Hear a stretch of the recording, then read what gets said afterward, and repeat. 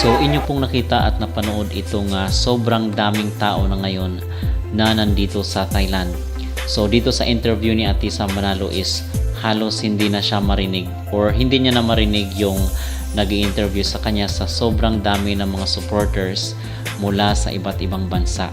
So alam naman natin na talagang isa rin si Atisa dito sa mga pinagkakaguluhan talaga sa Miss Universe 2025. At talagang lahat ng mga lente ng camera ay talagang tutok na tutok dito sa ating manok na si Atisa dahil malaki at mataas ang expectation sa kanyang laban dito sa Miss Universe. At nakita nyo rin mga kapolitika yung brown, yung shiny brown na kanyang isinuot ay supposed to be yung kanyang outfit dito kahapon sa gala dinner fashion show. So wala namang bearing yun kasi wala namang score yun. So okay lang. Although sinasabi nga natin na yun ay isang platform, pero hindi pwedeng mag-dwell tayo doon forever. So kinakailangan natin na mag-move on na dito sa isa sa pinakamahalagang bahagi ng kompetisyon, ang preliminary round. So dito is kinakailangan na ma-impress ni Atisa ang mga judges.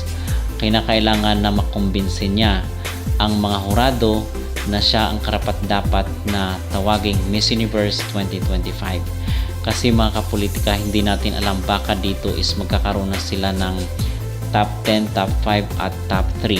So kasi tayo pa rin of course is kumbinsido na doon sa finals, pero hindi kasi natin alam yung mga magiging galawan, 'di ba? So much better na dito is ibigay na ni Atisa ang pinaka the best lahat ng kanyang makakaya, kasi doon sa finals is iba rin yung judges. So kung magugulat yung mga judges or ma-amaze yung mga judges dito sa kanyang maging performance, most probably yan doon sa finals ay ganun rin ang maging reaksyon at makumbinsin niya ang mga hurado na siya ang dapat koronahan ni Victoria Caar para sa Miss Universe 2025.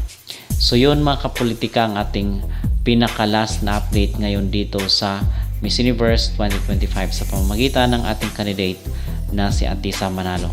So ano po ang inyong magreaksyon mga kapolitika dito sa isinuot ni Atisa Manalo na supposed to be is kanyang outfit doon sa gala dinner? Ang sabi nga nila ay inilabas na daw ng ibang mga candidate ang kanilang mga baraha dito sa kompetisyon, while si Atisa ay marami pang alas na ilalabas dito sa mga susunod na araw habang papalapit ang much anticipated Miss Universe 2025 live in Bangkok.